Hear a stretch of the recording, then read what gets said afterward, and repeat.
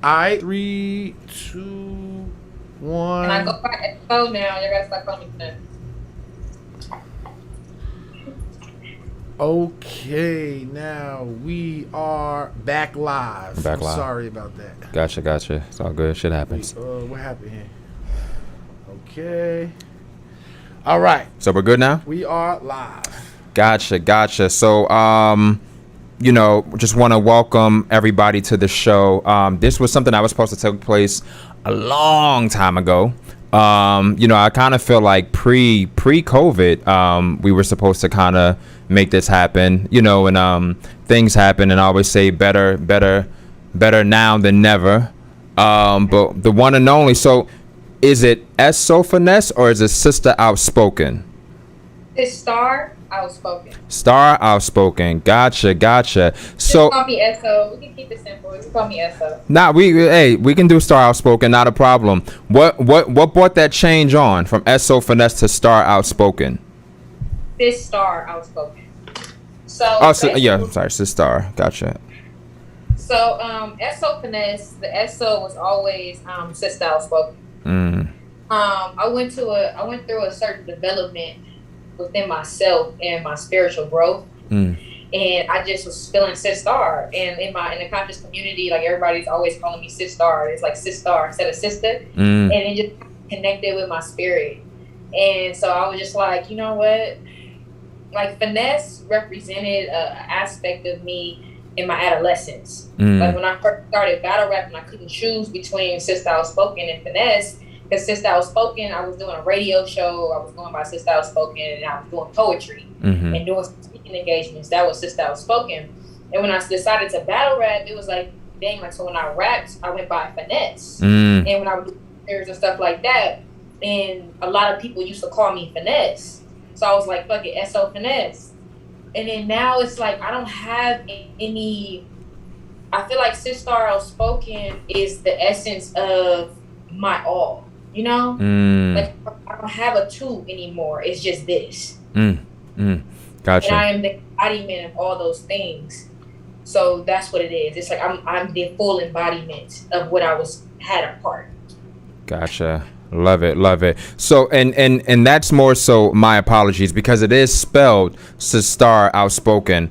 I don't know what I think maybe when I just saw SO when somebody broke it down to me, I think they just said sister as opposed to Sistar. So that's why, I said that. So I did read it. It's okay because it used to be and my Twitter won't let me change it, so it still is like that on Twitter. So anybody, make that mistake, I'm not, it's okay. I hear you. Gotcha. So first and foremost, how have you been? How's life, so on and so forth?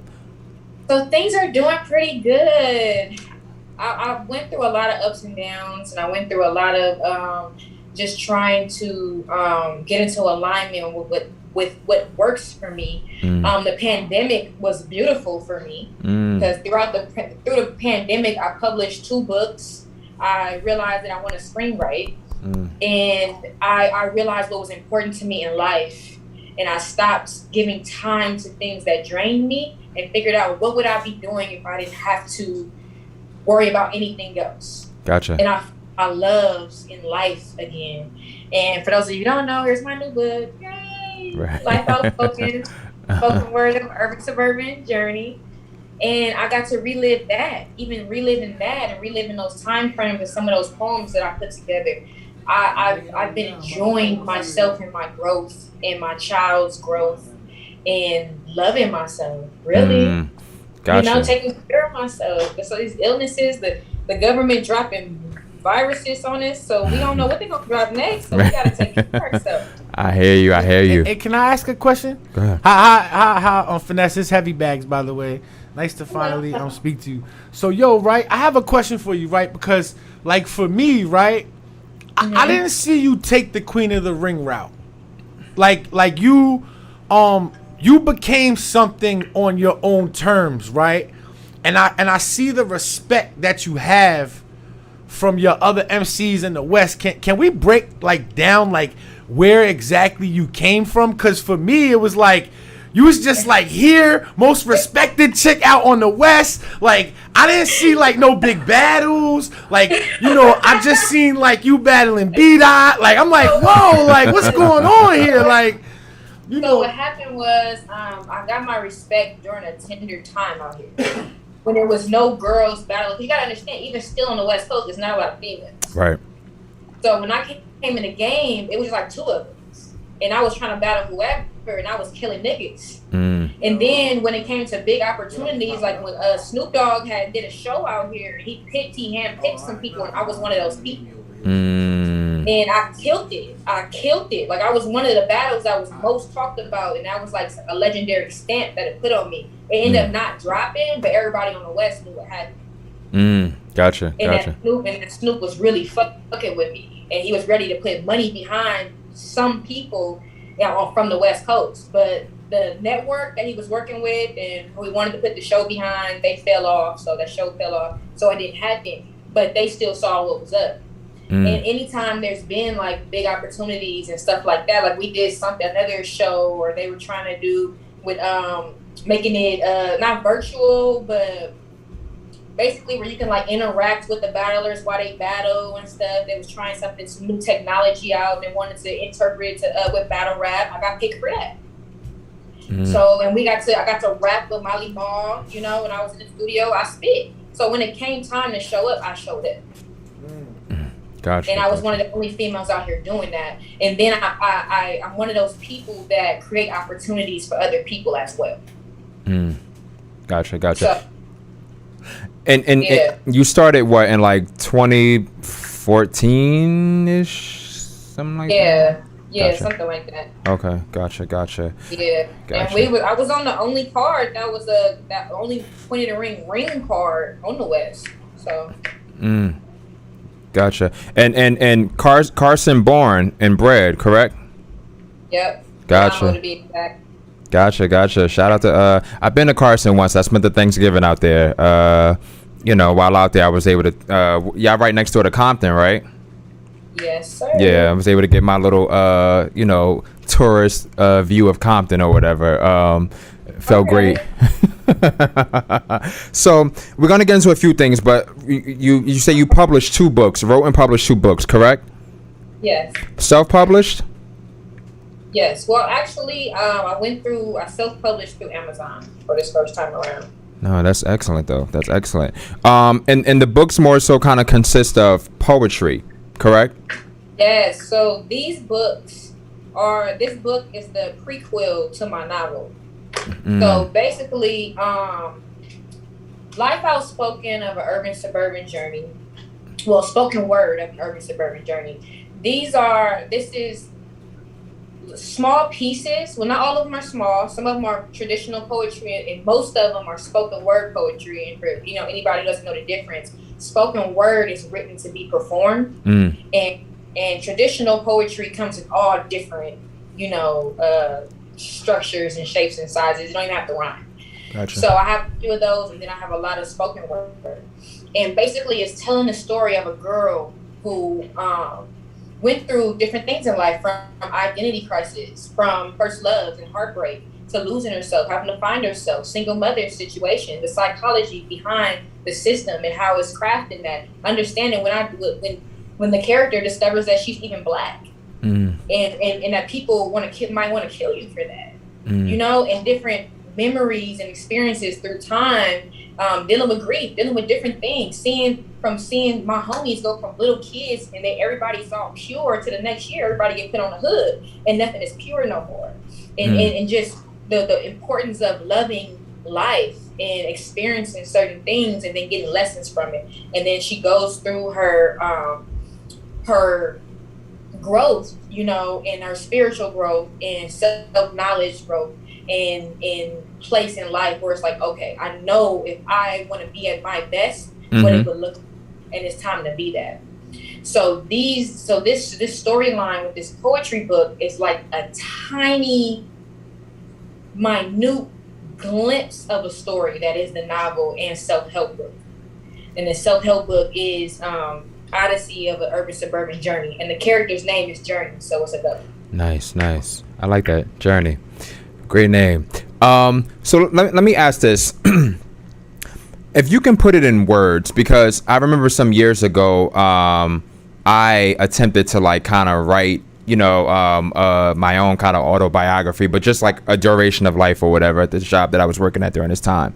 And, I lost some of the notebooks. I never went back to find them again. Yeah, it hurt. But nonetheless, what is that? What does that feel like? You know what I'm saying? For one, When the writing. You look at your work. Huh? Continue. Oh no. What does that feel like in terms of the writing process? Completing it and then having something that you can actually hold on to, and that is more so for sale. That you, even if it was through Amazon, self-publishing, that's still a big deal. So let me tell you the process with me. So I actually started writing my first book, the novel that I'm talking about, in high school. And this was after I read, because my favorite, the first books that I started to read outside of like textbooks was like Coldest Winter Ever by Sister Soldier, and good books book from Eric Jerome Dickey. And so I started to love these stories. I'm looking around at my life and I'm like, I got something to talk about right now. Like I should write a book. So I started writing it, but I didn't know too much about technology back then and lost everything. And I was like, I'm never going to get that back. And I'm like, forget it. And like 3 years later, I'm like, what? No, I need to finish it. Did it again. Lost it again. This time around, as I got into it, and it's just been a slower process. And I'm like, I'm recrafting it. I'm like, okay, I'll put poems right here. Oh, I have poems that I wrote 10 years ago that play this story. And it's like, you know what? It doesn't have to be perfect. It doesn't have to be so precise. It's your art. So me, I do speaking engagements, and I go and I do poetry, and I have nothing to sell. So I was like, why don't I have anything to sell? Right. I have 1 million poems. Right. Let me just pick some of them and put them in a book. So at first, originally, it was just like, okay, I'm just gonna get this out here just to have something out there. And when I go places, I could sell something. It literally wasn't until my first box of books came and I opened the first book and I was like, okay, let me look through it. And I cried. I cried. I was like, I wrote a book. Like, I wrote a book. It's available online. But I did this. I have like these are my pre-orders that came in the mail. Like I finished something. I did this, and if it's not because it wasn't perfect, because I did rush the first one, so I said I published 2 books because I learned a lot about this process. So the first one, it needed some tweaking. It had some kinks in it, but it was my flawed perfect, my first project. And I'm reading my thoughts and how I set it up, and I'm just like, oh my God. And I cried. And then when I get feedback from people and they actually enjoyed the book, because you got to understand, me as an artist, I don't know, like there's probably other people that can relate that may be listening to this. Once we write something and it gets old, we don't like it anymore. Right. Like it's most of the pieces in there, I don't even like anymore. Because like my skill has changed. I'm a different kind of writer now. I express differently. But there's people that's experiencing it for the first time. So they're resonating with it differently. And then I realized that people like to hear me. So now it inspired me to finish the audiobook. So the audiobook will be done by January. Excellent. And and I'm hearing myself in the studio, and I'm hearing my voice, and I'm hearing myself. I've been in tears in the studio. Like a week ago, I was in there crying. One of these poems, and I asked the producer, I'm like, has anybody ever cried in the studio before? And he's like, no. He's like, no. But he's like, but it's okay, because they're normally doing music. This is different. And I'm like, okay, because I'm reliving these moments, and it's different. I know that people are going to appreciate it more hearing me say it than them reading it. Right. Because reading poem is different than hearing it. You don't know how I do what I do. Where I speed up, where I put my heart more into it, where I would have had my hands like this or where I would have been like this, you know? So I'm giving that to them in the audio, and I just look forward to giving. I really do, because everything that I do, I want it to heal. I want it to enlighten. I want them to give people something, make them feel like, okay, I'm not alone. Right. Okay, she came from here, she got to this point. I can do that. Gotcha. You know, or whatever version of that you know is them. Gotcha. So, you know, why it's so funny because, you know, I always tell people I'm not on social media as much, but I remember kind of scrolling down, and if I'm wrong, you know, then forgive me. But I think Cortez had tweeted something out where he was kind of like he wanted to kind of begin writing a book, you know what I'm saying, or whatever, but he wasn't sure how to go about it, or, you know, something like that. So I kind of feel like, you know what I'm saying, you gave a little bit of something, you know, but hey, if anybody knows, you know what I'm saying, Cortez's info, let him know, you know, he can reach out to. So basically, like, first and foremost, it's all about what you want to do. There's different kind of books that you can come out with. I started off with poetry. There's autobiographies. There's fictional autobiographies. There's fictional, you know, books. There's you can do memoirs. Like my novel is actually memoirs. I like to go with Amazon my first time around because they make it really easy for you. Like it's free to set it up. They even help you with your cover art if you need help with your cover art. Nice. And then they don't charge until you start making sales, and then they just take something from those sales. But they also have a really good deal in just selling your own books. Like it's like they only charge you to print it, which is barely too much of anything, and then you can just make your own. So I think that it's a really good way to start with your first book in publishing, just to go through the process and learn a lot about it and learn about structure, because they show you that, and how to find certain things, and you know, do your book. Right. So you definitely need to find an editor. That's like one of the most important things. You need an editor because they will help you not look crazy. Right. So get an editor and then just go for it. Go for it. Like creative writing class back in the day. Don't even think too much into it. And look at the books that you love. You know, look at whatever type of book it is that you want to come out with. Read those books. And I'm not saying necessarily for the content, but just compare how they went from this point to this point, or created a picture or whatever, or the structure. It's really the structure, you know, how they structured the book. And it's some things that we feel like we have to have that we don't have to have, you know? And so, yeah, I think we just think too much into it. Gotcha. We think hard and then never start. I just started. I just said, you know what, forget it. I'm just going to type these up, all this stuff up in my notebook. I'm going to pick how to copyright. I actually went through LegalZoom, but it's cheaper to go directly to through the state. It's cheaper to do it like that. And then you can just go for it. Go for it. Gotcha. I love that. Now, you said one of your things is, you know, your purpose is to heal. So let me ask you, with your purpose being to heal, I'm assuming that maybe some of the things that you wrote about are things that you've actually more so experienced. So that's kind of, in some ways, for some people, opening up wounds per se. So were you complete, like, even with writing this, was it like a completely healed, like were you completely healed, or did you kind of like reopen some things? Am I making sense? It's doing the audio version is making me relive some things because I have to go into that emotion to express it with emotion. Most of it I did it to a certain extent. I mean, I did shed some tears, like reading my book, especially when family members called me in tears.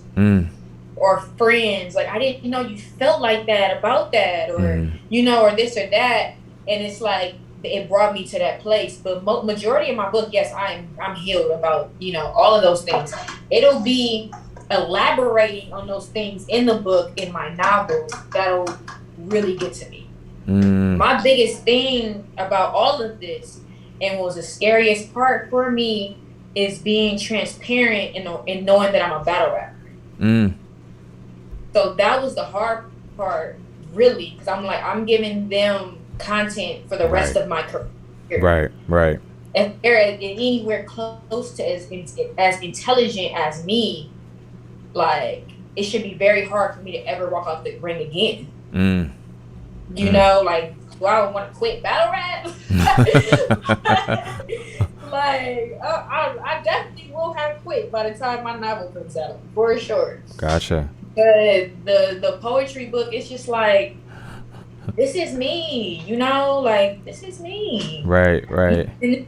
This is me. So if you got something to say about me, and you was gonna have something to say about me regardless. Very much. So it is. Very much.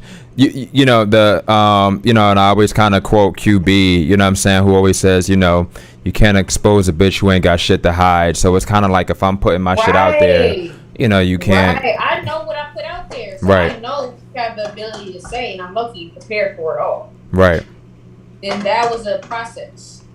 That was a process. Like, how much do I put out? You know, what all? And it's not. I didn't put out too much. Like, I'm telling you. Right. You see, if you were to read my book, you would be able to see, or be able to imagine how deep the novel is going to go, just because I compacted some scenarios here. But if you were to imagine in detail, you know? Right. So it's going to get pretty deep. Gotcha. And it's hard. And I love this too, because in all honesty, you know what I'm saying, it's one of those things where people, for the most part, a lot of people say people don't read anymore, and there are people that still do read. But the reason why I say that, you know what I'm saying, is because for me, like, usually when I crack open a book, you know what I'm saying, my body is programmed a certain way. So like right now, if I go watch a movie, because I watch movies to fall asleep, you know, once the movie starts, I'm out. So at one point in time, with a book, you know what I'm saying, to be once upon a time, I'm out. You know, but I think one of the great things is you have to, you know, I have to set up, you know what I'm saying, a time where I'm like, yo, I'm going to definitely read this. I'm well energized, so on and so forth. So I can like put music on, which some people are like, they don't get how I do that. But I have to put certain music on and I can read and kind of focus. But the great thing about it, like you said, you're also coming out with an audio book, which I think is great, because for a person that's on the go, for a person that, you know, can multitask as you're cooking, a person that's like doing dishes, so on and so forth, you're still able to, you know what I'm saying, receive the content and do what you're doing at the same time. So I think that's definitely, you know, a great thing. And I want to say and a lot of people just don't have time. Right. That part too. Like right now, I have like 3 or 4 books that I'm trying to finish, just reading work. And I had to figure out how to do that. So what I started to do is 2 of the books I read with my son. We read for an hour every day now. And we start off with one book and we just read a few pages and talk about it. And then I read something from the other book and we talk about it. And then that's that. So now that way, low key, me and my son are reading 2 books. Gotcha. I'm able to knock that out. Gotcha. And then in the morning, I pick between 2 books. And I read a few pages out of those. And it's just like, it's a discipline. Gotcha. And time is hard. So wait, like, he's reading, like, I'm not sure how old he is, like Dr. Seuss, and you're reading Zane, or like both of y'all are reading like Zane? Like, I'm about to show you the book right now. Okay.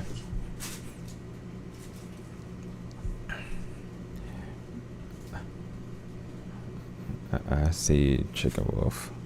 So what we're reading... So this one is called Empower Encoding Sacred Technology. And basically what it's about is teaching you how to deprogram yourself from what's been programmed into you by like media and society, and then understand how to program yourself by utilizing the technology in your DNA.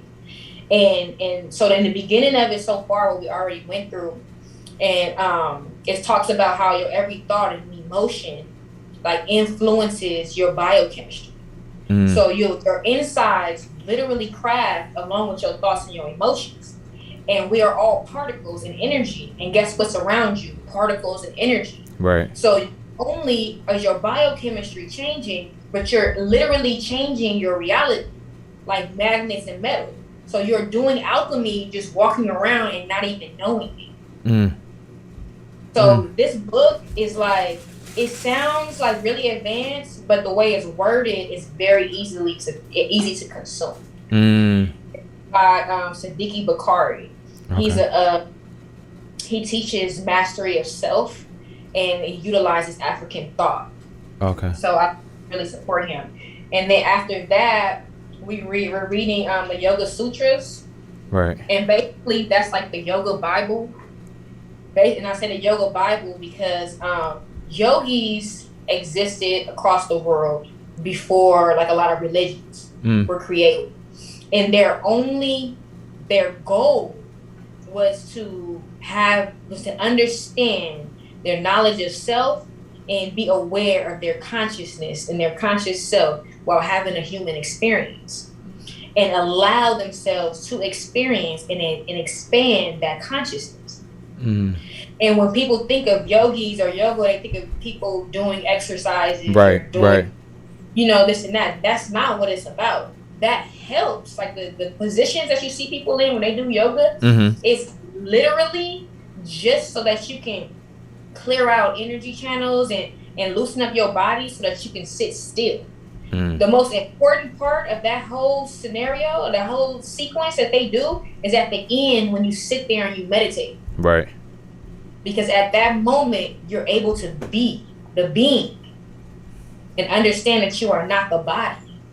And when you can get into those aspects of yourself, then the knowledge is unlimitless. The wisdom that you gain can be unlimitless. All the answers that you need is already in spirit. You already are here, like you're just having a human experience. So that's the beauty in yoga. And the Yoga Bible is like almost like scriptures. Gotcha. Like, you meditate? Yes, I do. You can tell when I don't.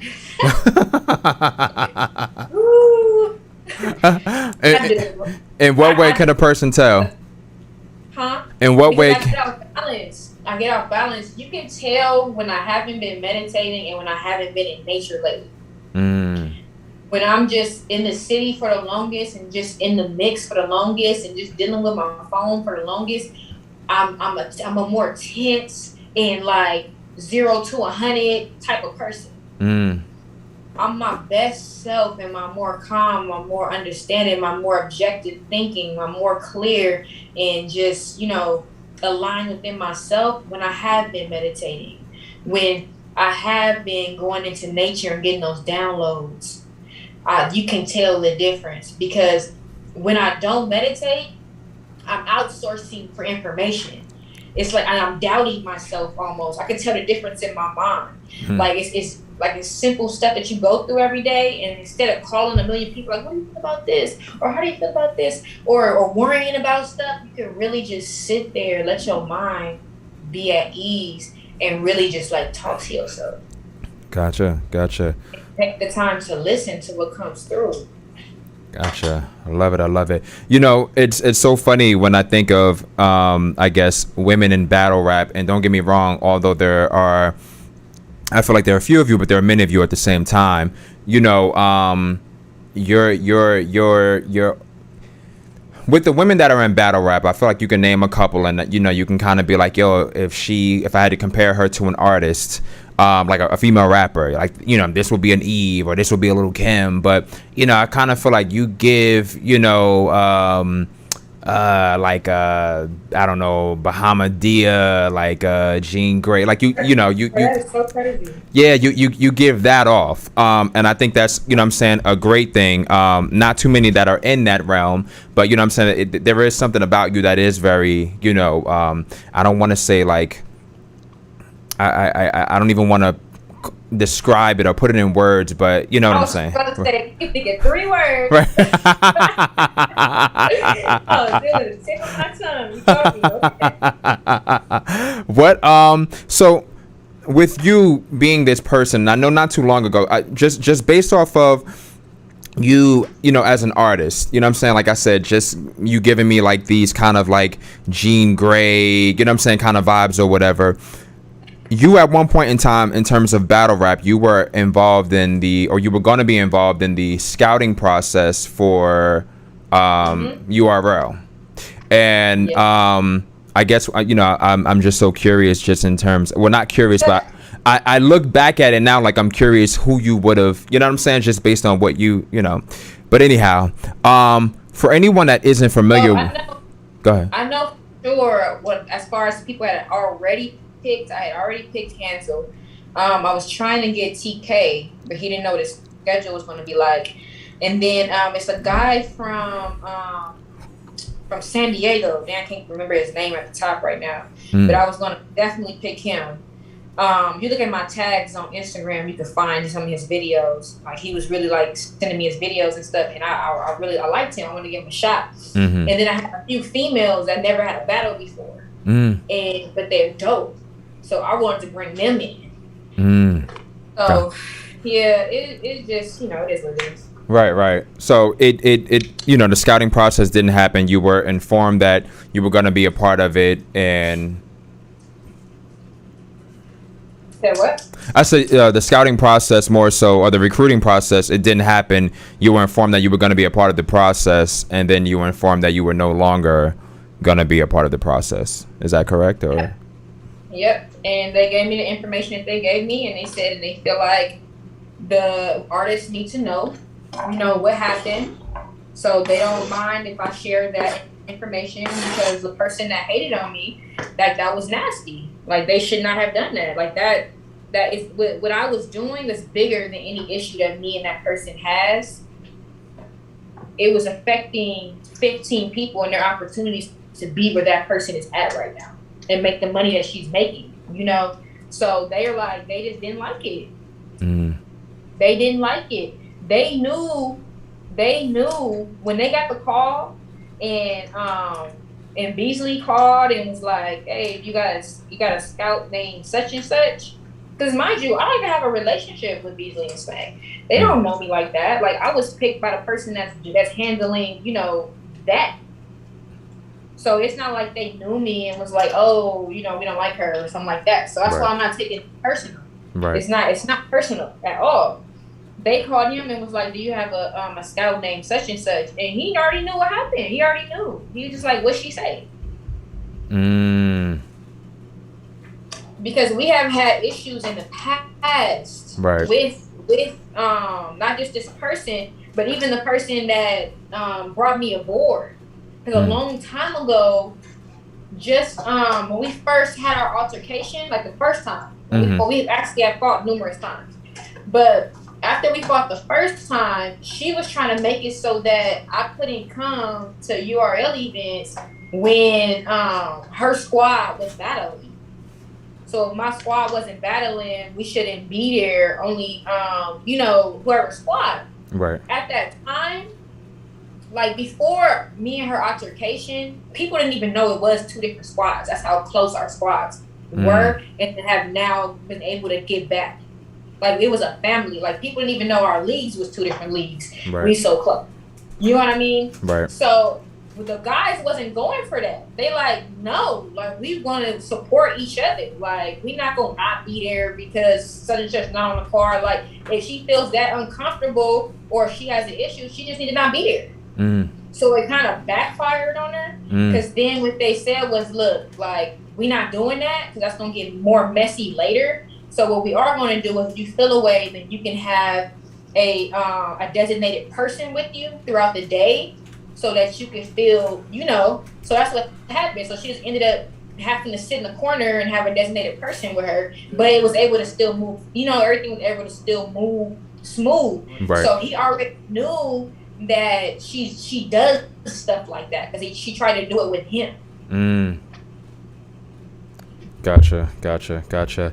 So did it, and like you said, it you didn't take it personally because they didn't know you, but do you kind of, not so much. It was irritating, if anything. It was irritating because I had just started getting excited about my picks. You know, I'm like, ooh, like I know this person gonna do good. I know this person gonna do good. Like, right. Ooh, I put on whoopie whoop. She gonna have her first down. Right. Like, you know, it was more like what if my picks actually make it? Like, oh my god, like right. I did something for the culture. Like it was like that. But then when she did that, it was just like, damn, like I'm really dealing with an individual that cannot get over me. Like I'm happy it wasn't no real money involved or nothing like that, because then that would have started up everything all over again if I really felt I was losing something. Right.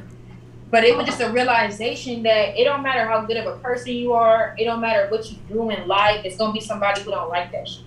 And you gotta just let that shit go. So I didn't even let it get under my skin like that, because I let too many things get under my skin. Like I said, I fought this person multiple times. Right. I have fucked up whole events over her. Like I have done so much, and it's like, why? Why? She came in the game and she hated me. Like she wanted me off top, and at first it was flattering, so I thought she just wanted to battle me. But when somebody is getting at you a certain way and doing things a certain way, it's like no. Right. So I used to really let her get under my skin. Like I used to really let her get under my skin, and we've tried every alternative in the situation, having sit downs. I tried to meet our squad to have sit downs. I tried to fuck it, let's just battle. Like, you know, just different things before we even got to altercation. And now it's just like, this just may be a person that hates me forever. Even though when they came in the game, I showed them love. Her first video or battle on the internet at all is something that I put together.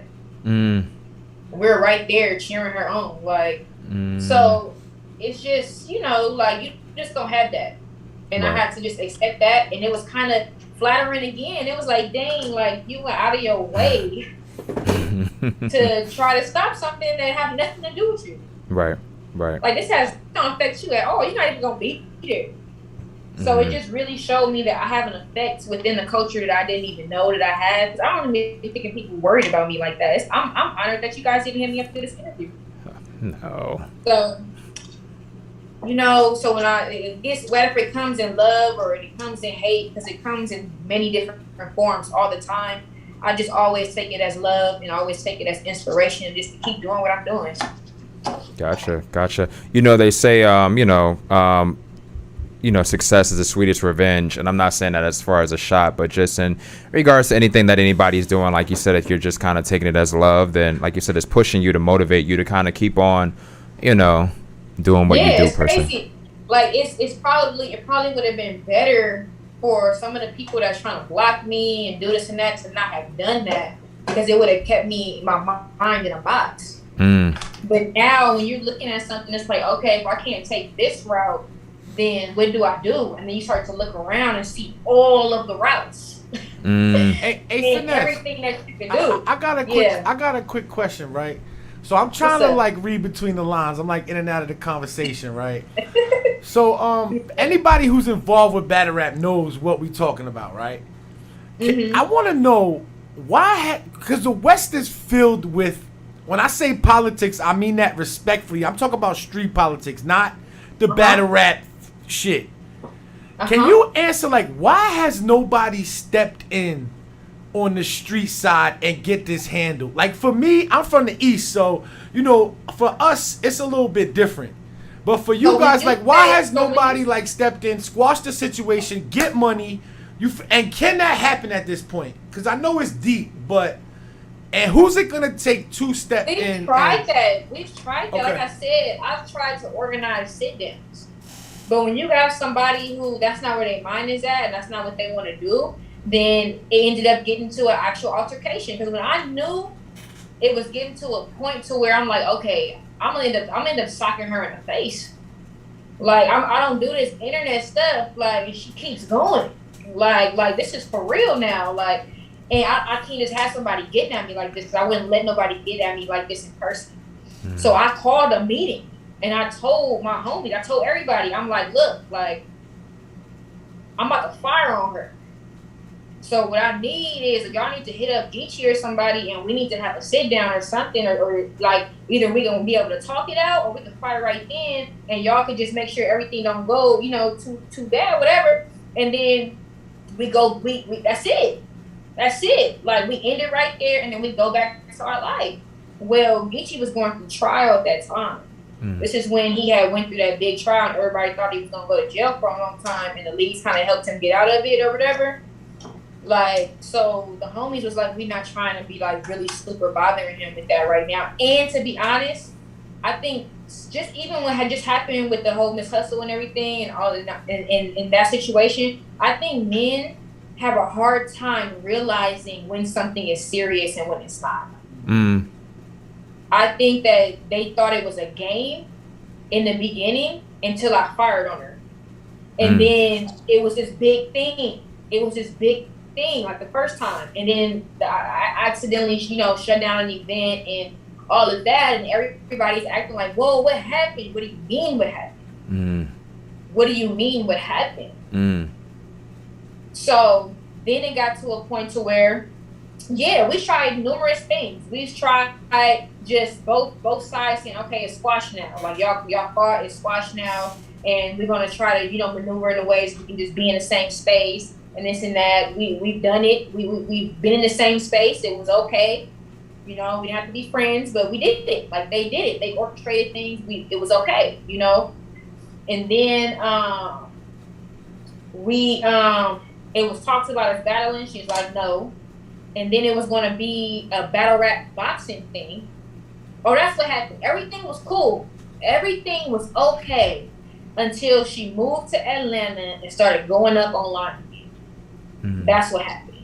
She started getting at me online again. And I was like, okay, when I see you, we'll handle it. And then I got hit up to do a battle rap boxing thing. And I was like, oh, okay, so we might as well just do this since we're going to fight regardless. And then this way, we can look cute, we have some good promotion, we're gonna get paid. Because I was put my son in this private school, when the money they was talking, I'm like, okay, fine. Right. That's the only time throughout the entire process I even went in online, because I'm like, we gotta sell this fight. Like, I wanted to sell this fight for business. So we almost got to be able to do it in a business kind of way, but we're still going to be able to get the fade out and then end it out. It didn't happen like that. So what ended up happening is we ended up seeing each other again just in the streets. And it was somebody there that was there to make sure that after this was supposed to be just, the end of it. And nobody jumped in or anything like that. And we fought. We fought until we couldn't fight no more. Like, that little clip that got online, it was a lot more to that fight. Right. You know what I mean? Like, we was out there for a long ass time until one of us couldn't fight them. Right. You know what I'm saying? And so that was supposed to be the end of it. It was nothing else to talk about. Even when her cousin decided to take the clip that they took to, like, she getting the best of me and put it online, okay, whatever. Wrong with that. I'm okay with that. I'm not even, we're done with it. Like, if that's gonna be the ending documentation, I'm okay, because we know what happened and we know that we've done this multiple times. Right. How it's won, so I don't feel no way or nothing to prove. Right. So we even got that win. According to us online, it looked like she took the win. So you should take that. I would take that and run. As far as I'm concerned, it could have been big right then. Because you took a win that you could have took to document on with your story. But she wants to continue a storyline. That's the problem. The problem is when people are not going through stuff in real life, that's their storyline. They create a story. They create a story to have this image, and I'm a part of that story. I don't give a fuck about that storyline. I got my own storyline. Like, the shit that she's trying to prove and the image that she's trying to create, I've worked hard to get out of that image. I was that person in high school, in early 20s. I'm trying to sit in rooms and you don't even smell it on me no more. Like, I don't want when I open my mouth, you know what I've been through and where I've been. Right. I don't want when I walk in the room and I sit down and we start having a conversation, you know that it's been fucking gunpowder on my body. I've seen people die that I've had scars on my knuckles. Like, I've had scars on my faces. I've lumped people up and been lumped up. Like, I don't want you to feel that when you first meet me. That's not what I want you to feel. Right. So I went hard to condition and to train myself and to change and to clean up. My story is in the redemption stage. It's in the growth stage. It's not in that stage. So it got real stupid, and it's never going to change. Once we had our family reunion type of event when the Riot did their first live with King of the Dot, and everybody was in there, and this was a minute before we had all came together like that. And she was supposed to be battling that night. That was supposed to be the night where everybody's like, okay, that shit dead. Right. Like, everybody can operate on the West. Like, it's the West right now. Like, it's a big moment. Like, right. You know, she doesn't come in the room and blames me. And not only blames me, but goes out of her way to create a fake document to support it. So instead of that becoming a moment of just everybody like kumbaya, she ends up getting kicked out of her squad in her league because they don't fuck with that shit. Nobody fucks with that shit. The whole West do not fuck with that shit. That was weird. That was really, really weird. Like that was a lot of it. That was a lot to do that. And then it looked weak as fuck. Like, it wasn't even close to what our documents even look like. Like, from out here. Like, it was weird. Like, everybody that's like that has any type of hood knowledge or that's anything was like, oh, like, ooh. Like, you can't even, it's not about working it out no more. It's just about, like, just leave us alone because we don't respect you no more. Like, you don't have to exist to us no more. Like, that's where it's at. It's no anger on this side. It's really like, just let me my name not be involved with you. Like, you're a person that will go as far to make fake paperwork for an excuse to not go to a battle. Like, that's weird. You should have said you had COVID. Like, that was like you, the extreme that she'll be willing to go. Nobody wants to deal with that shit. Like, Gotcha. That's where it's at. It's not sit and talk about it and everything be cool. It's cool. Just leave us alone. Because we don't fuck with whatever it is that you're on. Like, that's weird. Gotcha. Okay. And I respect that, and I like you said at this point, you know what I'm saying, like, so would you say that you're healed, you know what I'm saying, from that situation as well? Healed being the word of the hour. Not healed, but like there's growth. You're past it. I'm so over it. Right. Like, when I seen her in Atlanta and I was standing next to her, like, I didn't feel nothing. Like, I didn't feel nothing. And when she was like bothered and like moving around and stuff, like, it was just cute to me. Like, it's just kind of funny. Like, it's so bothered. Like, you know, like, because I've had so many fights in my life. I've had so many bigger issues. Like, I've dealt with people who are not doing this as an image or created it for battle rap. Like, I have to really watch my back every day because they killed people. Like, you know what I mean? Right. And I'm hoping that we could be good now. And if I was able to, with those type of people, like, we could at least say what's up when we cross eyes. Right. Or like, we've been in situations where we've chopped it up, we smoked the blunt, exchanged money plays. This is stupid. Like, this is so stupid. So it's really just, yes, I'm like so over it. We will all be so over it if she just leave that shit the fuck alone. Like, why did you go out of your way to block me as a scout? And the sad thing is the storyline building. Because then people told me that she did some interview and was talking about, we used to block her back in the day from coming to King of the Dot events or URL events. When did we have that power, number one? And number two, Number two, Geechee is a loved person and King of the Dot. Like, you were part of his squad. He would have never allowed that. Mm-hmm. We had no thought of you ever even wanting to go. The fuck? Mm-hmm. So it's just storyline building. And it's just like, it's irritating. It's irritating. Like, you wouldn't have to gain storyline over bullshit that you're doing to make it make sense. If you just didn't do the bullshit, it ain't like I'm hitting her up. It's not like I'm doing things. It's not like I'm going out of my way. I do nothing. Right. I do nothing. And it's just stupid.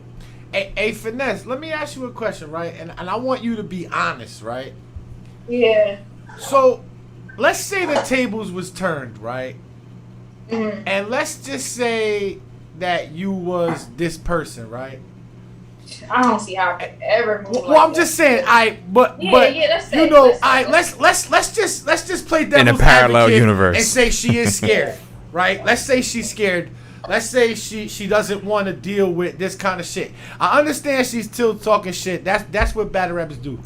But let's say that, you know, so do you blame her though for like for example this weekend, last event, you know, she blocked, obviously talking about you, RX, MBD, all of y'all, she blocked y'all from getting in the event, right?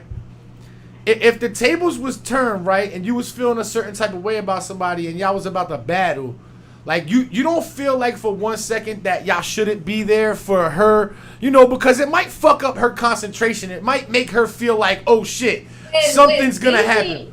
When Beasley said a long time ago that he didn't want us there when she was battling, okay. I understood that. Okay. I understood that. Because to be completely honest, like at the most I would have done if I was in town was probably to pull up after to, like, you know, fuck with the artists and stuff and be there with my homegirls or something. Like I come and pull up afterwards sometime.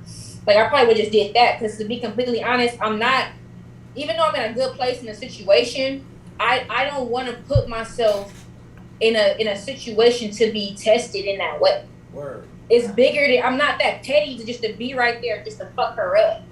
I'm thinking more of, she got bars. If she had bars for me, I'm standing right there. I'm not the one battling. How I'm gonna feel about it? So what? Now we gonna fight after this? Like, you know what I mean? Mm-hmm. Mm-hmm. This is not a for fake situation. Mm-hmm. Yeah. Mm-hmm. I really don't fuck with her. Mm-hmm. Word. She's really done things that are weird as fuck. That if niggas, like if I wasn't a known person out here, like they could have really looked at me like a snitch. Like she said that I got a restraining order on her. That's weird. Like if I didn't really fuck with gangsters and they didn't know what was up and they didn't know what that shit looked like and they don't know me as a person, like I could have been in bad situations. She actually really did take her time to block me from a situation where I was trying to bring more people in. So it's best for me not to be, it is best for us not to be around each other like that. It is. Right. It definitely is best for that. Would I have went out of my way if I was in her position? That's big for you to admit too. That's very big for you to admit. Like that's her business. Like I commend that. You know what I mean?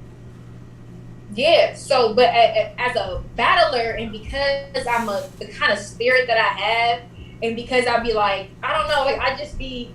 Yeah, you need the network. You need the network. Like this is your network. Like you have to show up. You have to show face. Do interviews. I get it. Like. It's fucked up. Yeah, I would come. I would still come. But would I be standing right there while she battling and she probably just say some bars about me? No, I probably would not have wanted to do that. Mm. I probably would have been there that night, but I probably wouldn't have been standing in the room because I'm just not. I've already fought this person multiple times. Like I'm trying to get to a better place in this situation. I am in a better place, but not in the sense to where I can be in front of her face to face and she's talking shit to me and I don't do anything. Mm. I know myself. You know what I mean? Mm. Like, I can't have her look me in my eye and say some crazy shit and then we don't fight either right now or right after because I'm going to test you on that shit because you already have done too much that I've let ride. You know, I'm being, my kindness is not weakness. Like, I'm trying to be an adult. I'm trying to be a businesswoman. I'm trying to handle stuff right. But if you ask me, how would I handle it if I was in her position? Anytime there's been a situation where I thought that she might be there, my thought process was never make sure she's not there. And that's with anything. That's with even a West Coast Elise event. My thought process was never make sure she doesn't come. And my thought process was preparing myself for how I was going to respond when she did. So, that's just how I think. So instead of me putting her name on a list, like, don't let them in, because it wasn't about her messing up, this and that. Like, it probably was. She probably was going to feel uncomfortable with us being there. But she said it was a power play. But we know she was going to feel uncomfortable with us being right there. I get it. I completely get it. And that makes her a good battler. That makes her a good battler. But what she is, we know she's a great battler. It just would have been better for her to choose a different image because of the things how she goes about certain things that don't match that image. That's just what it is. It's not just about professionalism and this and that. Like, people call it. I'm live. Dang, I messed it up. Nah, you but good. It's just certain things that you do. Because even with that situation, you can't rant. Because I had the same situation that they had with their battles, with her. You can't rant for a long time talking about what you're going to do to me when you see me. And we're not, because a lot of battlers, they go big online, right? But they laugh behind the scene together. It's really fake. Right. Like, they beat each other inbox, like, I'm about to get on you right now, I'm about to pump this shit up right now. Agreed. Yes. Yeah, it's an agreed thing that they're going to get at each other. But if it's not an agreed thing, then you have to leave it. The real professionalism is leaving that nitty gritty shit on the stage. Because once you come into real life, it's a gamble on if it's real or not.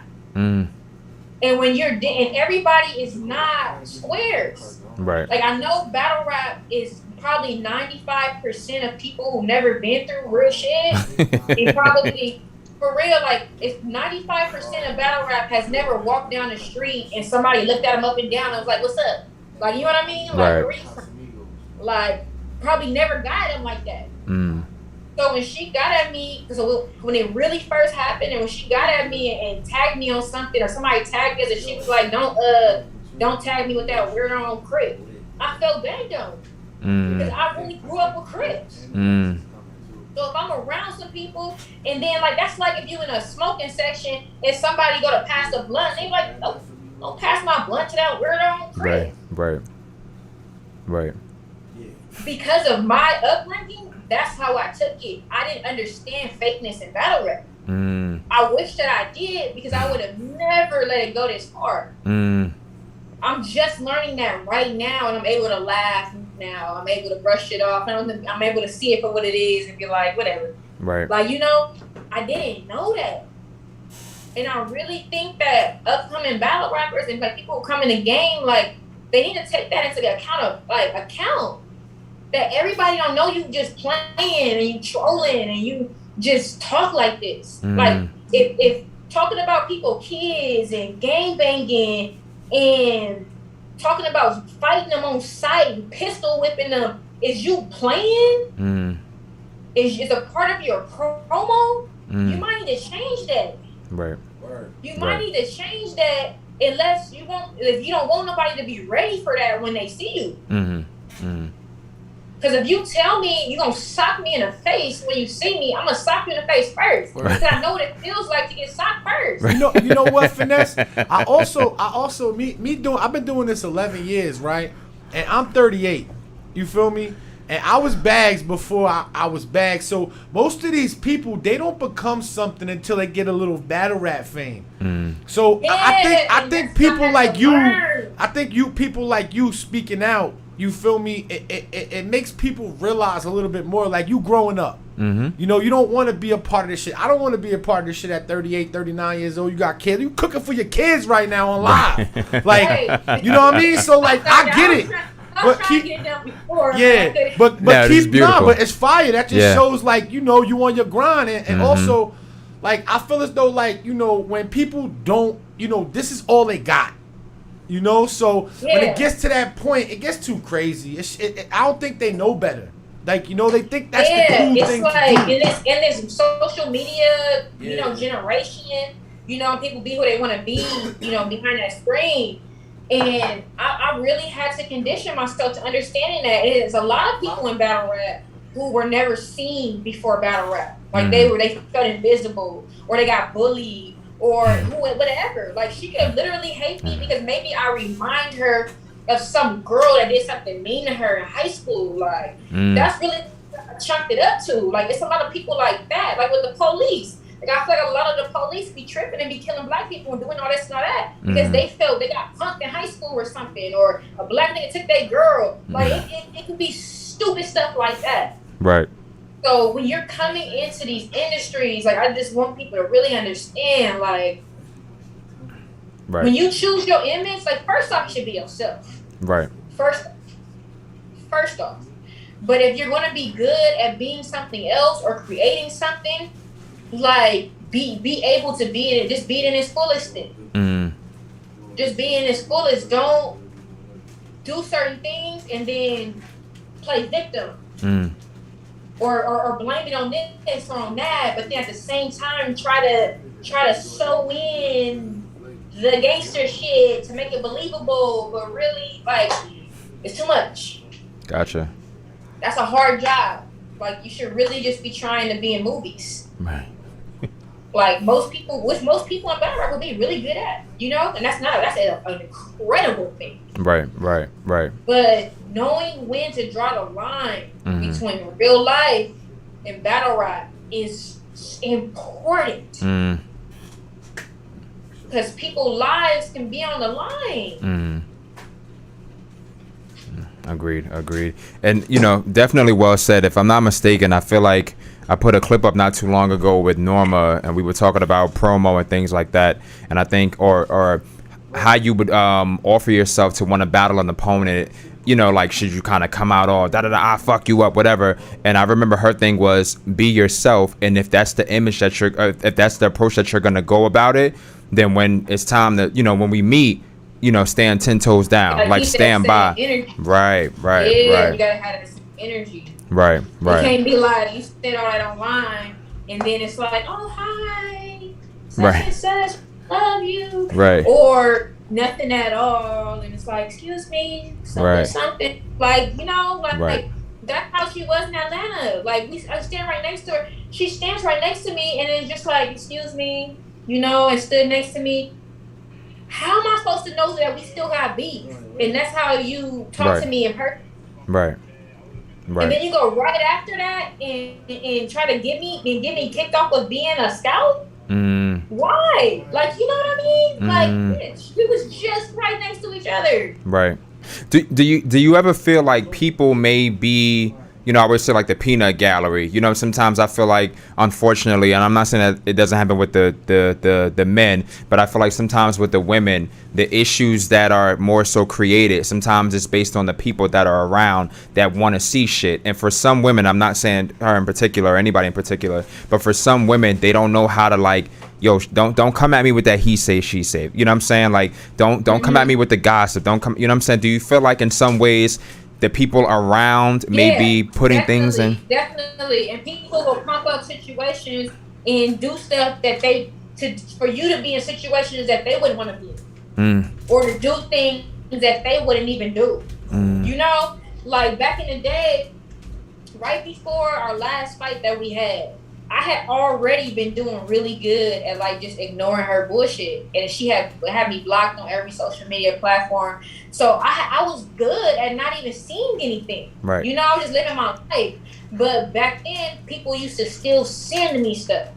They sending me her comments, she said. They sending me her posts, she said. So I go from having a good day, and this bitch still talking shit. Like, woo. Like, you know what I mean? Like, if it without the outside people, I wouldn't have even known. I wouldn't have even cared. It would have been nothing to pump me up to where I saw her. I waited outside this damn building for 5 hours. What?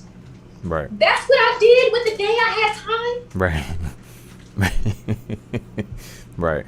You know what I'm saying? I deserved that day for her to get her little clip where she was getting the best of me. I deserved that shit because it was hot as fuck. I waited for 5 hours. Why in the fuck did I do that shit? Right. You know what I'm saying? Right. And it's because even as adults, we get fucked up where we allowing, first off, this social media shit that's not real life to fuck with us.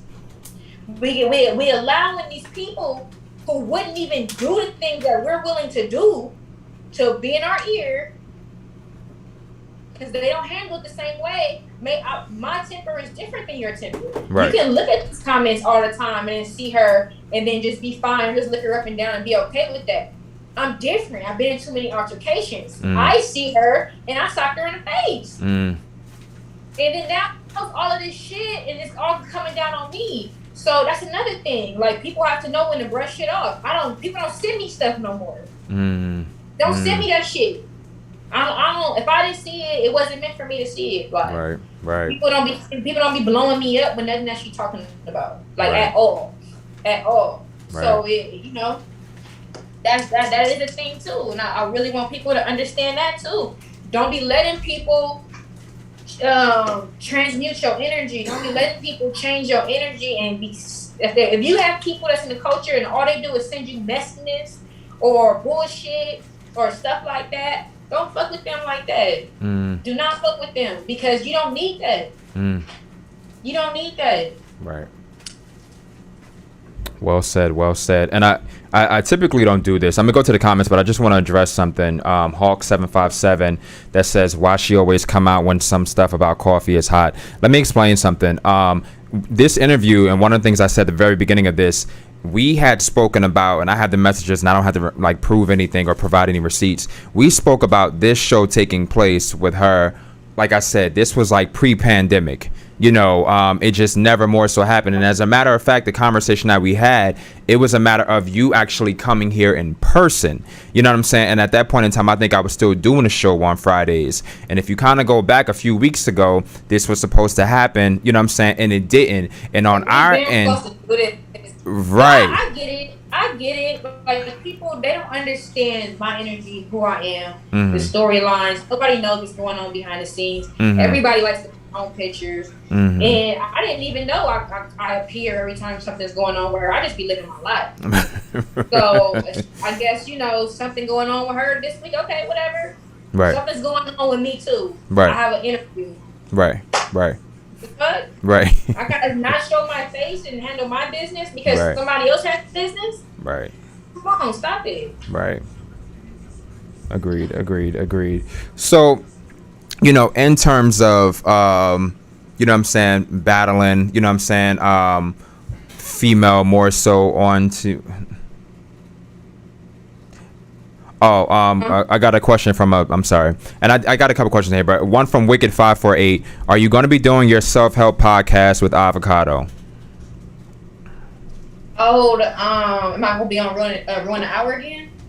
Are they asking? That's what they're asking. I definitely will be on again in the future. I want to shout out anybody who's watched and who has hit me up. They've actually inspired me to write another book that I've been working on. I don't want to talk too much about it right now.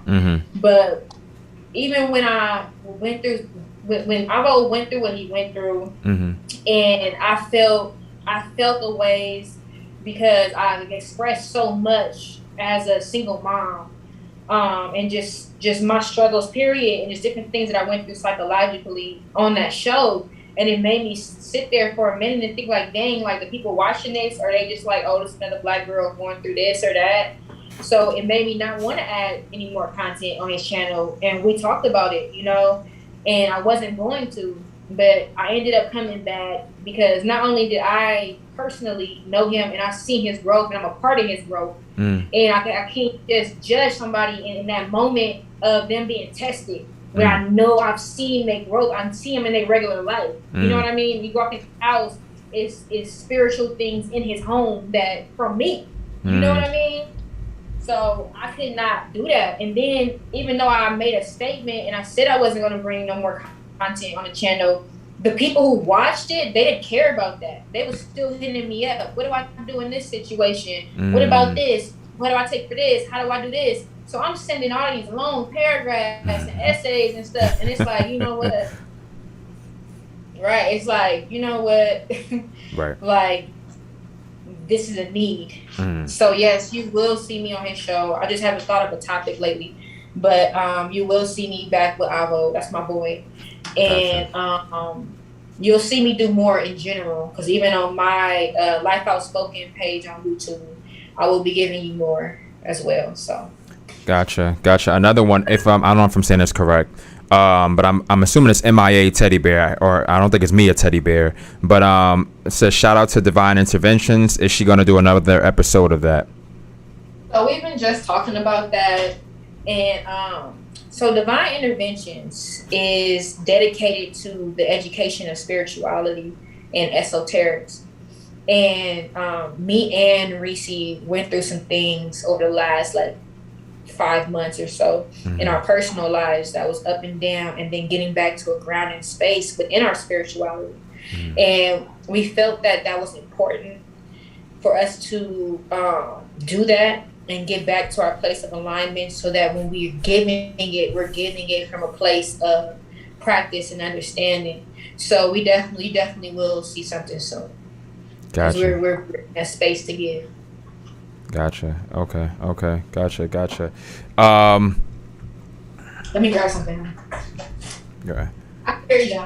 I hear you. I was just reading the other comments in the chat, but I hear you. Yeah.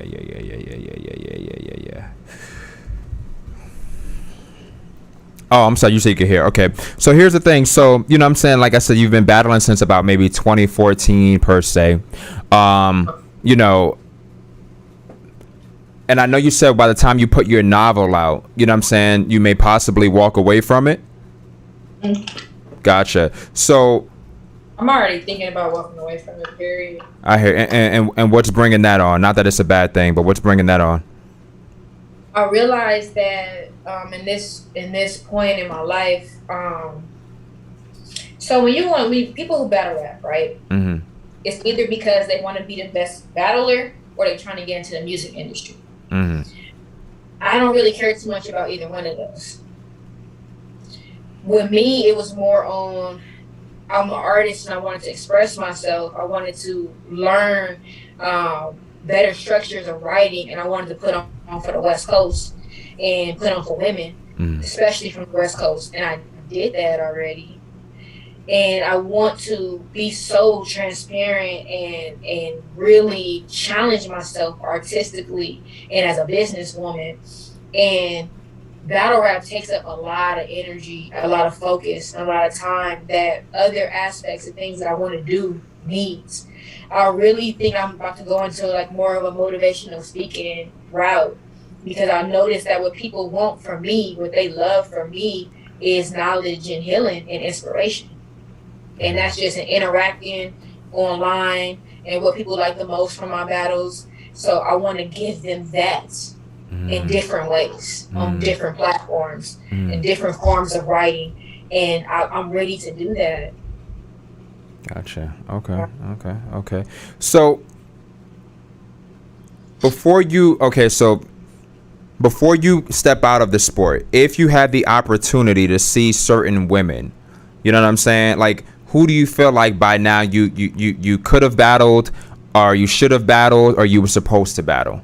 Who would you want to see before you get out? That's 4 questions in one, but you get where I'm coming from. I guess the only person that meets that criteria, should have battled or would have battled, and I would entertain it for the West Coast, would probably be 8R14 rematch, because we battled early in our career. That was my first battle. So I think for the West, they would really appreciate that. If that was my last battle, that would be really dope. Gotcha. Nice. And so other than that, so in the past, did you ever have a hit list, or me and this one, I would have loved to have battled that one, it was set up, then anything like that?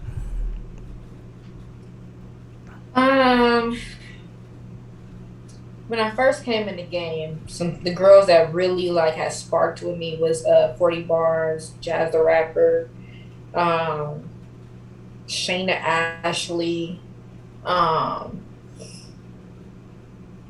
and then like I started to look more underground, like before these girls even had like really touched the big stage, I had already seen Mindverse.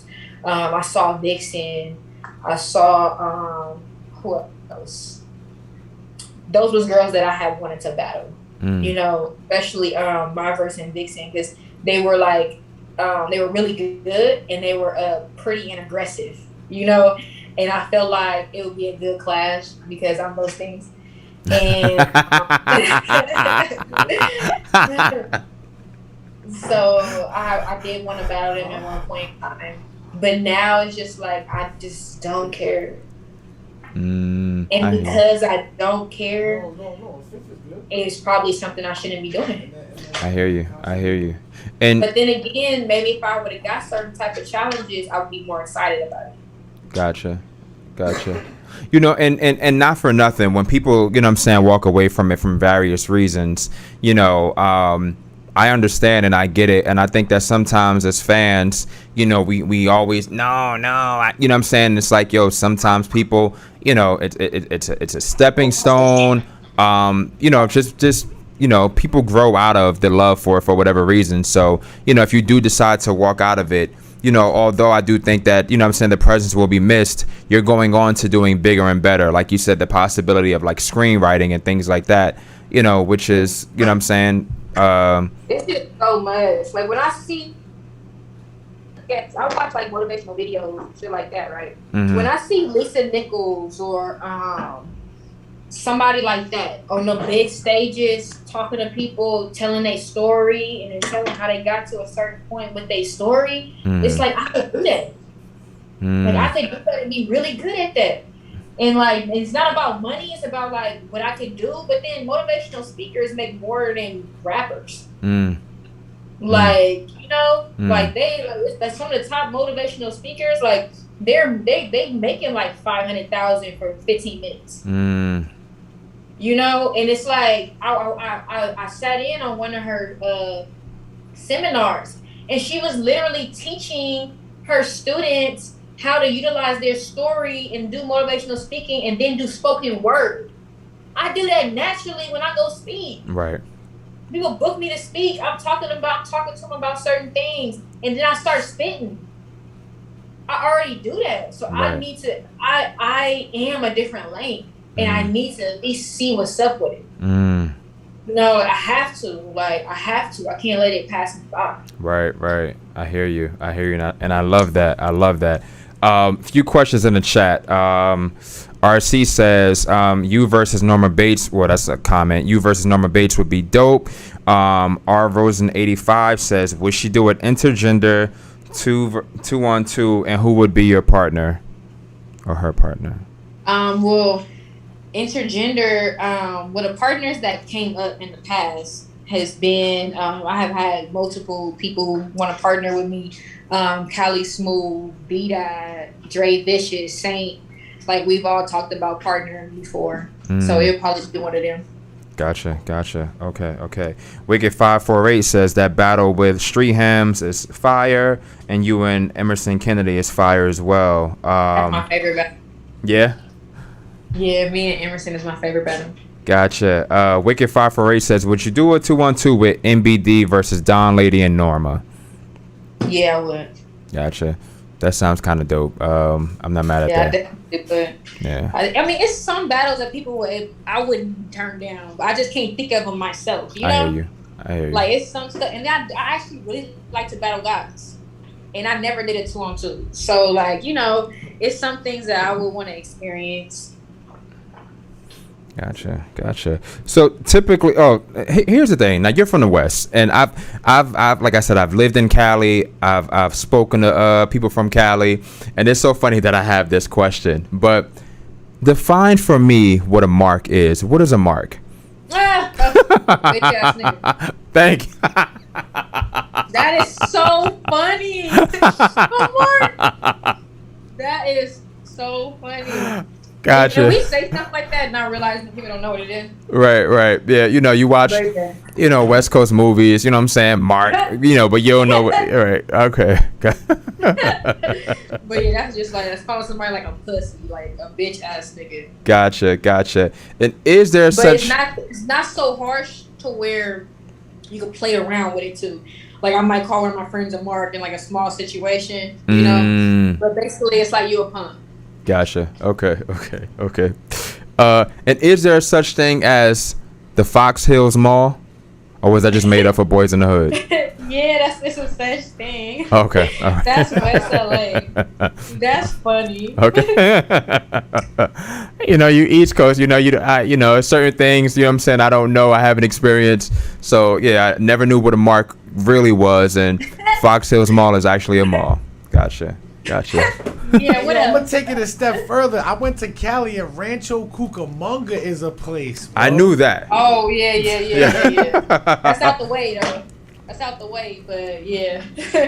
That's a place. Gotcha. That I did know. I don't even know if I've been to Rancho Cucamonga. I don't know if I have, but that I did know.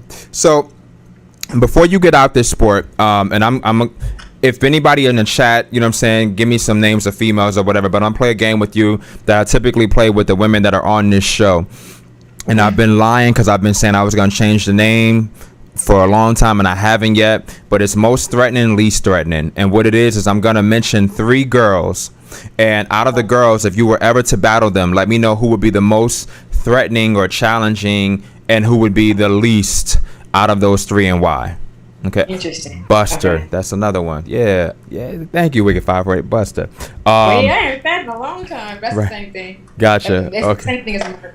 Okay, gotcha. And y'all could give me some names too, because like I said, this is straight off the top with this one. Okay, so let's see. You already battled her. Okay, so I'm gonna go First Lady Flames, Cheddar, and Shuni, because I saw them 2 going back. Most challenging. Oh, it would be between Cheddar and First Lady Flames. Reason being, so I like how First Lady Flames be talking that street shit, and I'm very in tune with the streets, like especially I got blood homies and all that. So like I would love to have that kind of conversation with her, and then how she sets up her writing. Like her writing is really dope. Like she's an immaculate writer, and how she punches. So it can be the most challenging, maybe writing wise, maybe. But Cheddar got a pen, and I'm gonna go with Cheddar. I'm gonna go with Cheddar as the most challenging because I feel like I can predict where she would go with me because of the fact that she knows I'm layered, and she's a very I see her as being a person that's observant, and she has a story. She has a story, like you've been through shit like on different levels, from just being out here, being around, and being a real nigga to health and shit like that. So I really feel like the content along with the writing would be crazy.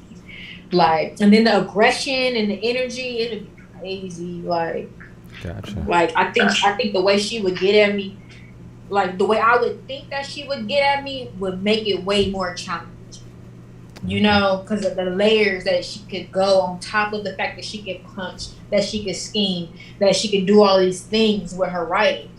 With Flames, it's more in a box for me. Like I really feel like it'll be more based on like some street shit, or she's friends with old girls, so she might play on that or something. It's just not. Right. I'm scared of that. You know what I mean? Like right. Scared of. I feel like Cheddar would have a better chance at breaking me down in a certain way, or having a certain type of conversation that could match my conversation. Okay. And that would surprise people. I don't think that Shuni is dope. You know what I mean? Like, I would love to battle Shuni, she's a dope, like she's good at what she does. You know, she's a good writer. It's hit and miss. It is hit and miss for her being really good or not. You know, and she's very aggressive. You know, her energy is strong. It's very potent.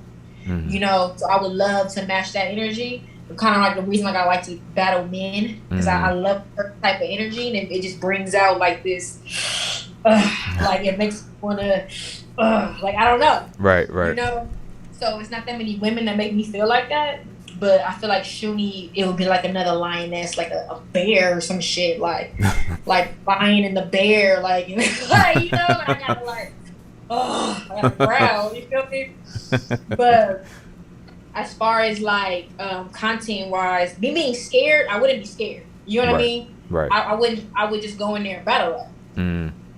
Like it would make me want to just go in there and battle rap. I'm sure some shit that she would talk to me about. She's good at talking to people in certain ways and being disrespectful, but I'm not scared of that. Gotcha. Like I'm more scared of intellectual rappers. Gotcha. Okay. Not saying I think that they not smart. Right. But I mean people who write like that.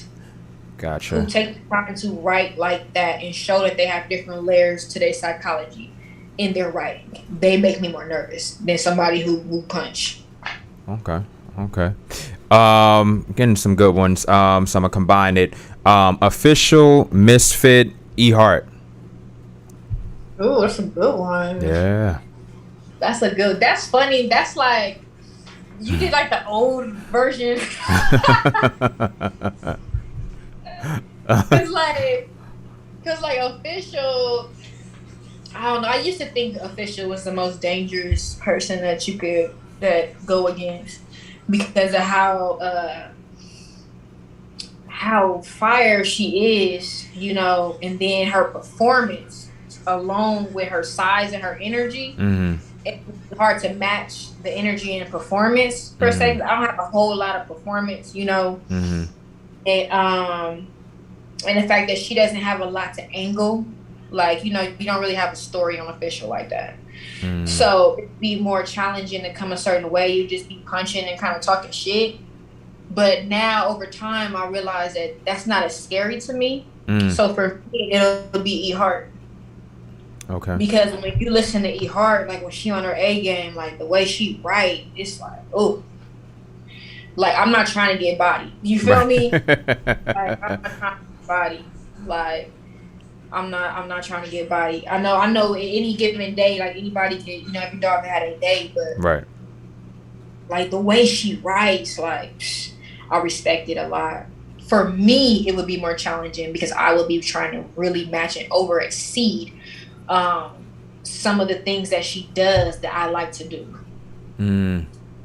Gotcha. So it would be more, I would enjoy the challenge. It'll be more challenging for me. With Official, I know that she's going to angle a little bit because she do a little bit. And she probably just going to try to make me like a bitch ass nigga. and, you know, and punch and outperform me. I already know what I'm dealing with, you know? So I just have to be prepared for that and counter that, and I'll be straight.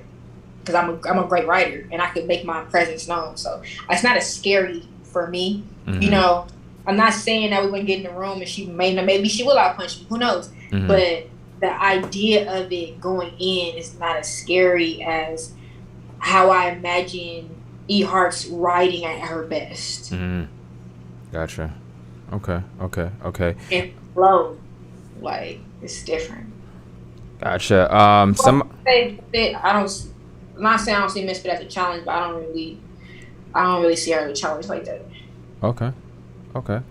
Another person gave me R.R. Rosen gave me this one. I had it in my head too, but Jazz the Rap. No, shit, I can't even do that. Fuck it, because I already put one in there. My fault. I try not to repeat. They said the Bardashians, but I don't want to repeat. So I'll say this. Nah, shit. Okay, I'm gonna do four. Four. Jazz, KCJ, and I was gonna take two from there. Jazz, KCJ, Vixen the Assassin. I'm gonna wanted to use Vixen with somebody else, but it's all right. Mm-hmm. That's 3? Okay. So here's the thing, because I wanted to use Vixen with somebody else. So 4. Jazz, KCJ, Vixen the Assassin, my verse. Ooh. You said that's 3. I like this. Interesting. Oh, okay. Let me just talk about them out loud, and Go then ahead. I'll decide who I think is the most challenging and less challenging by what I say. So let's go down the list. Okay, Jazz. So, Jazz is a good writer, but not in a scary way, and not in her presence isn't scary either. Performance and stuff. What's scary the most about Jazz is that she has a phenomenal crowd control and a phenomenal fan base that gives her information. And her angles will probably could maybe somehow be dangerous or something. Like maybe she could come with a good angle that maybe I didn't think of, but I doubt it because I always whoop my own ass way worse than anybody else. Like I really be thinking about everything that people can say about me and it's never said. Right. And I'm like, not like that. But I'm just like, okay. But she kind of likes to dig into people in that kind of way. So maybe, but it's just, I'm not scared of what Jazz has to say. Okay. I just don't. And I just feel like it don't matter what she has to say because I've experienced more of life than her. Gotcha. I have more to say. Okay. And I can own anything that she would have to say to me. So then at that point, it's all presence in bars and content. So I'm not scared. So yes, that made her not as scary. My verse. So my verse, I think my verse would have an upper hand over all of them because she actually has my book, you know? So she might actually come out with something that I don't expect her to say. Right. You know? Right. And come with the multis and try to fuck with my psychology remote. You know? You know, like that's a little bit more scary and challenging because I haven't had it yet. You know what I mean? I haven't had somebody who raps a certain way and come at me about personal stuff. You know, I don't think she would go under the belt, but she may be able to come with an angle that hasn't come yet. And at the same time, she's a very good performer. And has a fan base than me. So that would make her a little bit more dangerous. Who else? So to me, the most dangerous would be Jazz and my verse because I don't know, they angle a little bit better. I feel like they would, but at the same time, writing wise, I could fuck with them. Like I could do what I do.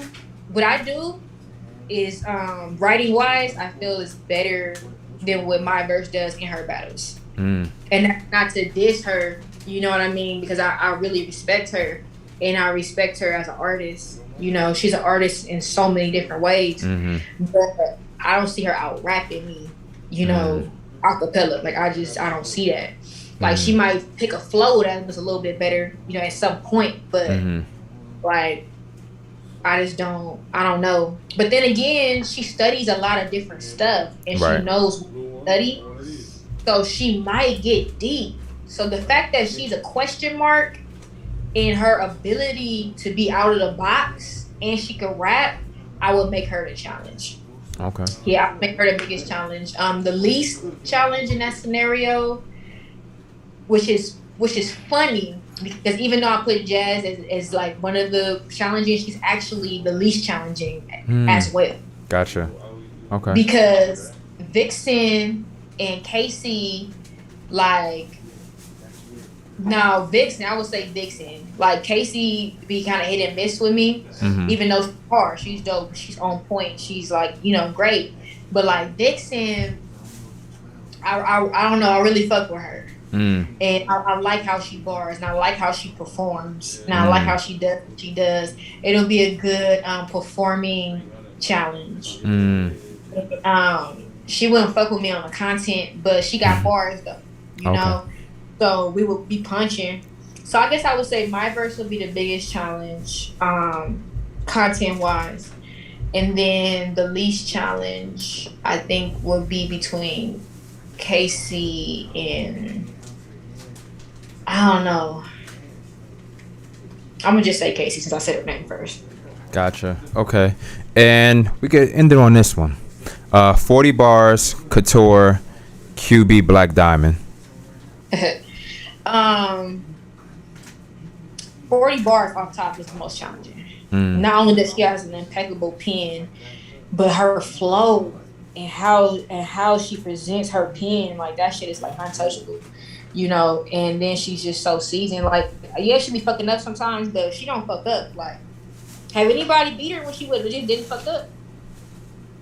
Like 40, like she's a different type of monster, you know. Like that would be one of my greatest challenges in female battle rap that I think, because of her and her flow, and when she is delivering and she on point, and then she be dressing and she be looking good and shit. And just like then she be aggressive in the right times, and like it's just she got it all. She has it all.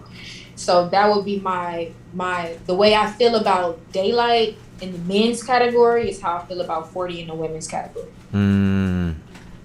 So that would be, she would be like the greatest challenge. And between Couture and who? And QB. And QB. I haven't been impressed with QB in a really long time. And it's not because she's not good. Because when she battled Jazz back in the day, I thought QB had won. I thought Jazz stole the crowd, but QB had better bars. So I know she has the ability to like rap, but because she won her fan base off of disrespect, that's all she be doing, and that's just kind of irritating for me. I wouldn't even want to battle her, to be honest. So that's not really like a challenge for me. It's like the biggest challenge with her would be like to sit there and listen to her just talk shit. Okay. Gotcha. You know, not like prepare for her as an artist. Like that's not like Couture would be more of a challenge as an artist, just from what they take the time to present in their battles, you know. So, but 40 definitely most challenging, QB least challenging. Gotcha. And but before we get out of here, once again, the name of your books.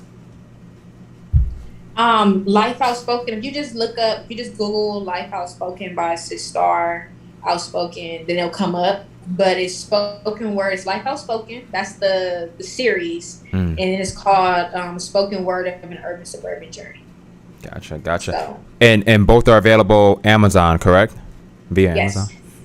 Gotcha. And you know the good thing about it, you know, for people that are out there, self-help, pick me up, you know, season round, you know what I'm saying? You can never go wrong with that. But for those who do celebrate it, the holidays are coming up, so it can make a nice little stocking stuffer, you know what I'm saying? So go ahead and, you know, cop that from Amazon, you know what I'm saying, for the ones in your life who may need a little bit of a, you know what I'm saying, pick me up per se. Before we go, it don't really have an age range either. Like, open. Pretty, yeah. Gotcha. Is there anything it has an age range, at least teenagers. Okay. Teen and up. Yeah, teen and up.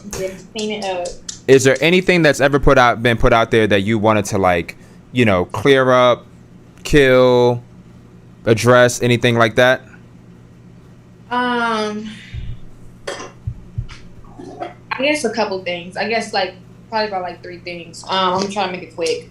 First off, I'm gonna go on a personal level, because some people have got at me and was like, after, you know, me and like Coffee situation or whatever, then all of a sudden I want to be conscious. Well, anybody who knows me and has seen me and have actually paid attention to my content knows that I've been on this conscious journey since earlier in my battle rap. You know what I mean? It really started after Young B died. And I got really a lot more spiritual. And that took me on my journey. And some people try to put me in a box, or they try to find a box for me, and that's not how this works. I'm not in your little what you think a thug should be in your little gangster rap, and I'm not some just purified substance that doesn't believe in violence because I'm conscious. I'm not in any box that you think that those things should be. I am balanced. I am balanced, and I'm me, and I am the collection of my experiences and the person that I'm evolving into, and that's just what it is. When it comes to hatred, like people be like they think that we be hating or something like that. I really hope one of these days people understand that we really don't be caring.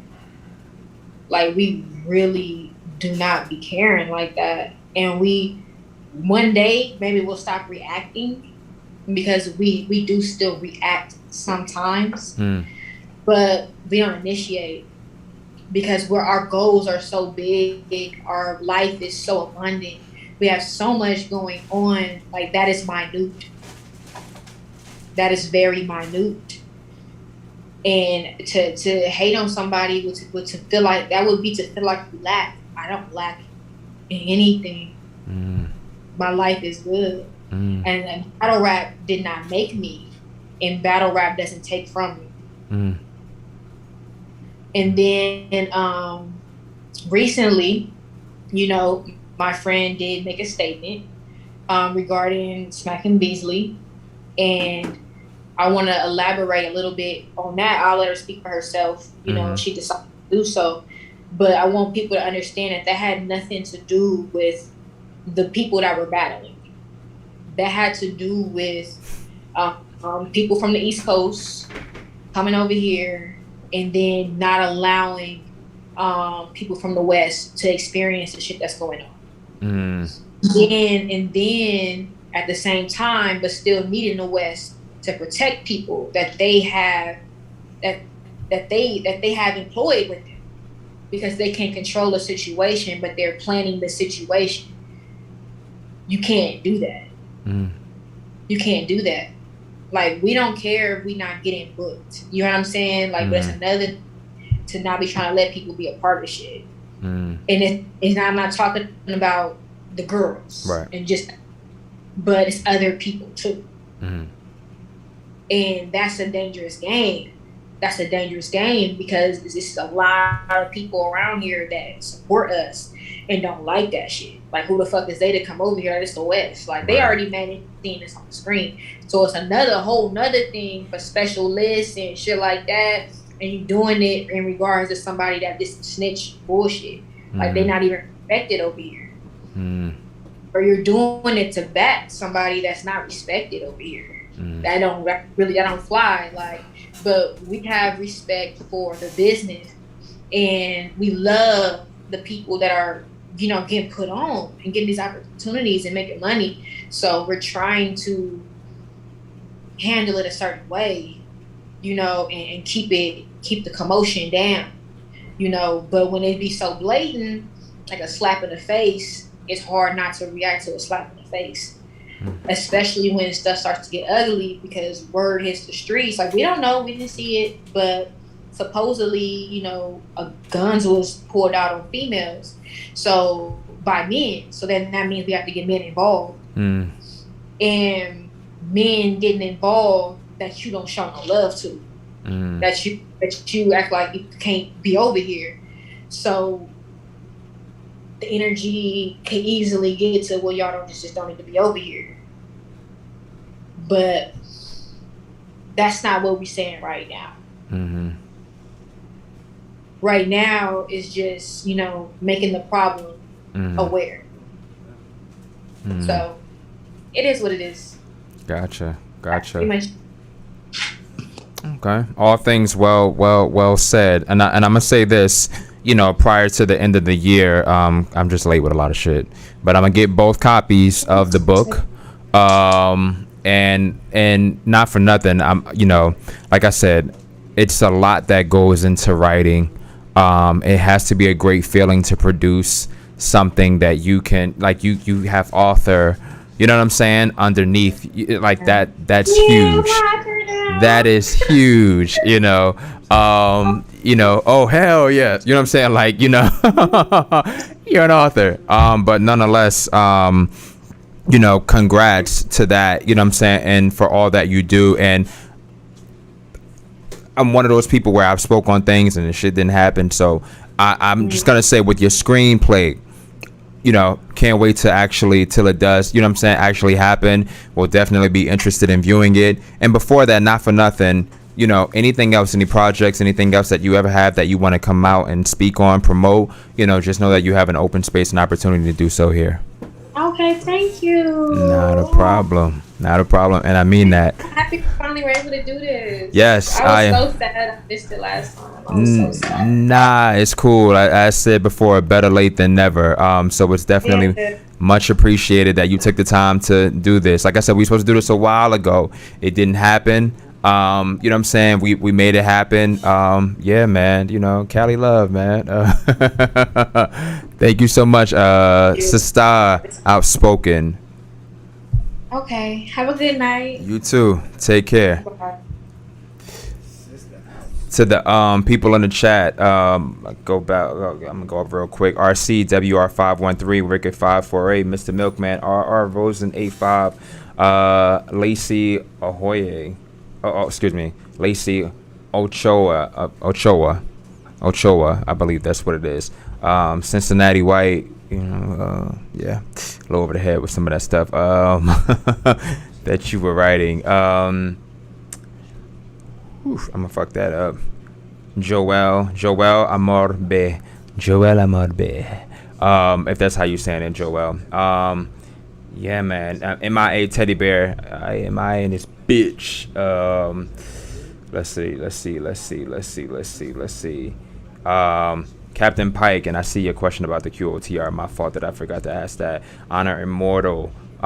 Psych Dolo, Tyson Garcia, 313 Siley Spills, Pooh Davis, Kashawn Snow, Mel Banks, Chicken Wolf, TB the King, Sparking Entrance, Low the Kid, JJ Philly. It was a lot of y'all, you know what I'm saying, that I saw the comments coming in, and you'll see one of the things I tried to do, as opposed to having a battle, was to have more interviews that actually take place within the first portion of the show. So it got cut off, but you can go back and check that. I had the league the owners behind NBS, speaking on their central ranking with the monthly women battling thing. So you saw part 1. Part 2 is going to come soon, but definitely check that out. You know what I'm saying? Let them know, you know what I'm saying, what you appreciate. You can check them. I know they're on online. I know Instagram is definitely MBS Central. I'm pretty sure that there's a Twitter with there is a Twitter with the same thing, and more than likely a Facebook as well. But let them know, you know what I'm saying, you saw their interview up here, that sort of thing. Let them know how you feel about the ranking, whether it's yay or nay, support it, don't support it.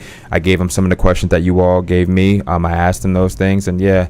I'm gonna get ready to go because I gotta pee, and y'all all have a good one. Take care, man.